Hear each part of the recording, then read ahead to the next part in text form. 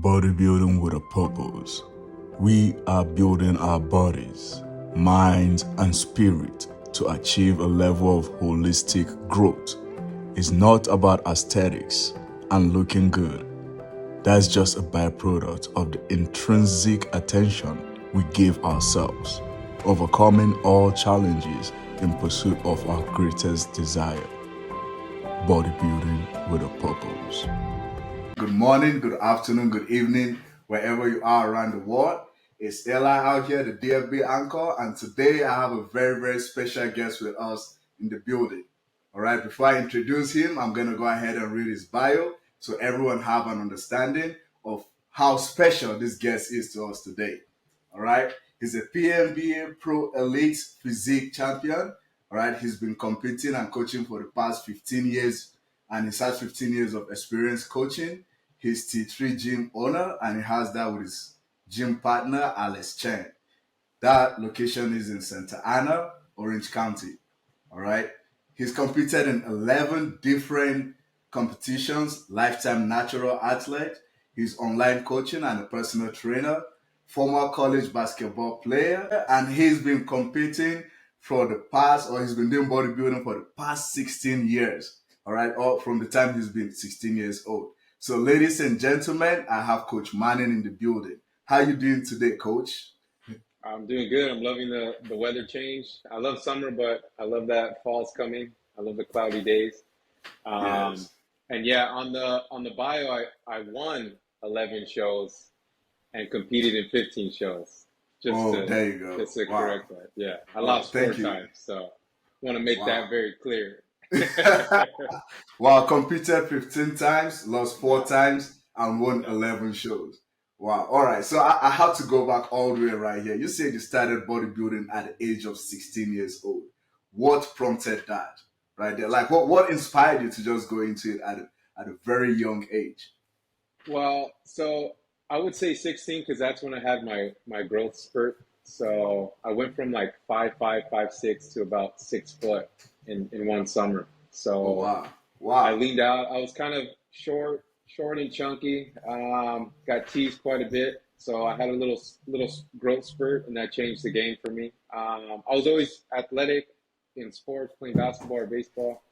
Yeah, I had that growth spurt, and then I was like, I got to start working out. So I started my dad bought me a simple bench press. It was like an old rusted one, put it in our backyard. And I think I only had 35-pound dumbbells. So, and Wow. 35 at the age of 16 is heavy. That is a lot. That is big. I didn't know what I was doing, but every day I went in the backyard, bench press, tried to do whatever I could with the dumbbells. And from there, it just kind of grew. I learned a lot of my fundamentals when I played college basketball.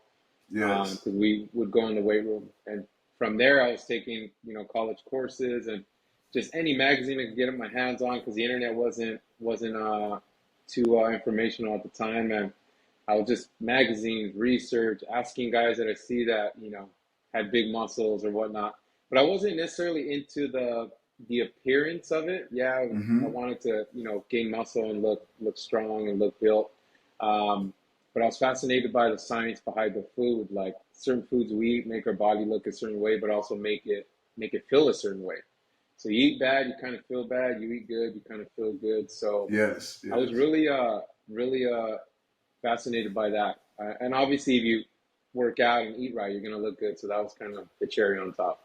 Yes, yes. No, thank you very much for sharing that. I'll tell you that at a very young age, starting with that habit, it definitely translated into your adulthood, right? And Oh, into who you 100%. are right now. So how has that even 100%. helped you, navigating adult life and the person that you are today? You mean like outside of fitness and coaching and my gym and all that? Yes, like just getting into that, routine, that discipline, cultivating that at a very young age, right? Like how has that helped you become the athlete that you are today, the gym ownership, just every aspect of your life? Well, I feel like in anything, right? Like anything physical that you create a discipline with, like, or even mental, you create if it's reading every day or if it's working out every day or waking up early, wherever your discipline starts, it's going to kind of snowball into other aspects. So if I'm waking up early or I'm staying true to my diet or I'm working out every day, no matter what, fit it into a routine, it's going to translate into whether you're going to school, whether you got a business to run.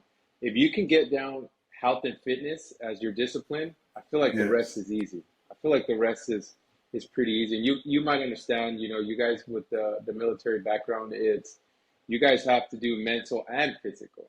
So Yes. I bet you if you go start a business or whatever it is, if you want to start something and be disciplined to it, it's going to come a little bit easier because it never gets easy. It might No. become easier. It might become easier because you get stronger, more disciplined. The Mm-hmm. motivation dies down, of course, but that's when discipline kicks in. So Yes. if you can discipline your health and fitness, which I tell a lot of my clients, it's going to translate into whatever else you're doing. You're going to have better Yes. relationships. You're going to have better sleep, which turns into better days, which turns into a better mood, which turns into a better business, which turns into performing on a physical, on a mental. Um, you're just going to perform better all around. And that's just going to translate and kind of trickle to all aspects of your life. So Yes. if you can, and it's the opposite. If you were to be disciplined on your business, a lot of times it doesn't turn into a health and fitness discipline. I feel like Yes. a lot of my clientele will come to me, successful business owners, successful people, and they lose track of their health and fitness. Mm-hmm. And I tell them, like, you put gas in your car, you change your oil for your car to get to work, but you're not doing it to your internal, to yourself, to your health and fitness. So you're only going to go to work for so long till your health says, hey, you know what, this isn't cool. Here's your next health issue. Here's this issue. Health issues are going to occur. You can't kind of hide from them too long. So it's different when you now vice versa. If you are disciplined in health and fitness, you're it's going to be easier. It's going to translate to other things a lot easier. So that's why I'm really with clients, with people I talk to, I really tell them that health is the ultimate wealth. Like you can have Yes. all the money in the world, but guess what? That money's not going to allow you to go buy a better heart or better cardiovascular system or a better metabolism or you know what I mean? No. There's No. quick fixes. That's a whole other avenue of things. There's quick fixes. People like to go have a drink, but it's short lived, and then the side effects of it are even more detrimental than not. So Yes, yes. And hence we compete in a natural, bodybuilding association, right? But I just wanted to ask then, you started this lifestyle at the age of 16, you've been working out, bodybuilding, interested in it, right? So what's, spiked your level to what spiked your interest to the next level of like, you know what? Let me step on the stage. Let me go compete. yeah, so I got into fitness, right? I was going to junior college. I was playing basketball. The team I played for actually has a documentary out right now called Last Chance U. I don't know if you've seen it on Okay. Netflix. Yeah, No, it's a very no. popular one. I played Oh, with them though during 2003, 2004.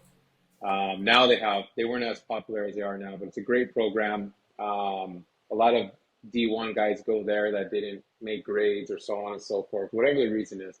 yes. I actually had good grades, so I went there because I wouldn't make the team at a D1 level, so I wanted to start there. But yeah, so after I hung up basketball, I kind of was like, I'm not going to the NBA. I could have maybe tried to go like overseas to Mexico, but I wouldn't have played. I would have probably rode the bench. And so I Mm, kind of had to come to conclusion, to realization that this wasn't it.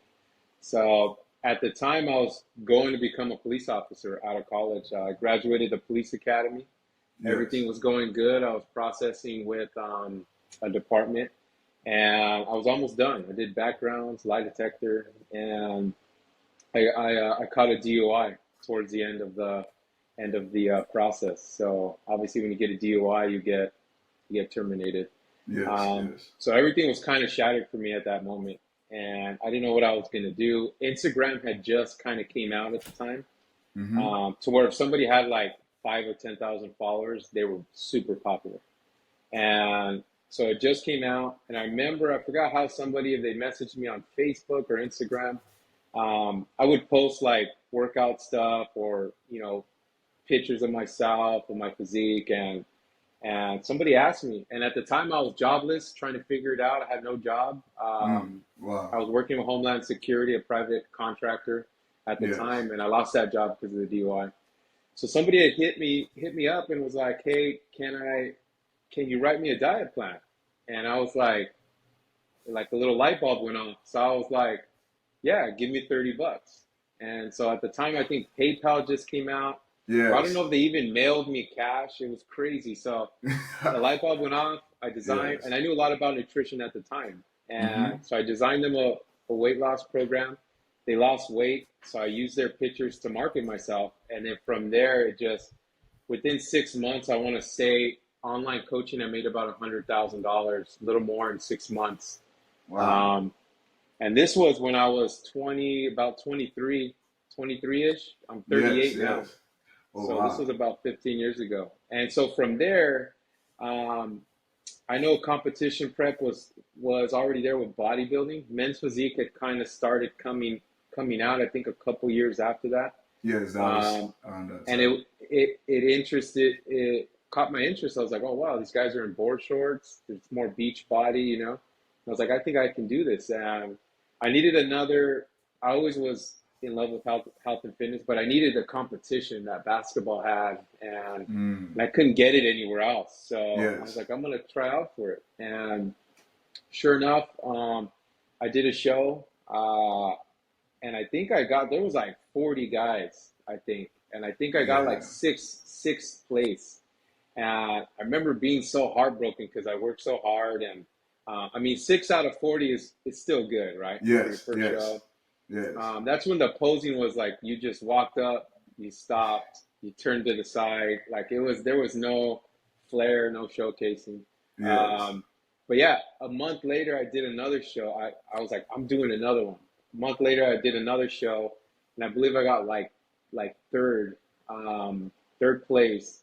And then it wasn't until I believe my fourth show that I got my Mm-hmm. national invite because I had did the NPC at first. Yes. Yes. Got my national invite, and then from there I was like, I gotta take a year off to grow because these guys were pretty big at the time, the Big. pros. Yes. So Yes. a year went by, I took the year off to grow, and I started looking around like these guys are even bigger. And Yes. so obviously, you know, there was there people were taking enhancements, and I just wasn't willing to keep up with that. And so I started focusing on coaching, and I started coaching guys and girls, and I would go to shows like how you guys do with like 10, 15 competitors, and Yes. it was on and popping for me. It was going really well. I did it for about, I want to say like 6, 7 years, and then it was just too much politics were coming into play in certain organizations. I don't want to name them, but and I just wasn't a fan of it. Mm. And I was offered like, hey, you know, market with us and invest in us, and in other words, well, your competitors will win. And I wasn't about that because Wow. what's a competition if you're cheating? Like that No. doesn't do it No. for It me. doesn't do anything. Um, so I kept coaching. I wasn't really focused on it. I was doing online coaching and personal training. And yeah, after that, I did about in total throughout that 10-year phase. I did about 13 shows, and then my last two was right after COVID. I got my pro card for the INBA, my first show Yes. at the Battle Against Cancer, and then I did my pro debut 2 years after that. Once I did my NBA show, I Mm-hmm. started coaching again. I took about a 3-year break from competition coaching. And Yes. once I started up again and announced it, and I would get guys and girls hitting me up just through referral base because I did it so long. But you know as much as I know that the the time that you put into these athletes is a lot, and the more you Yes. get, the more it's crazy. That's why even now, I used to take unlimited competitors, but now I kind of, if somebody contacts me, the first thing I do is I screen them. I look at their Yes. Instagram. I see what this is all about. Are they into fitness? Is this just a bucket list thing? Are they going out on the weekends? What does their page look like? And I don't discriminate or do anything like that.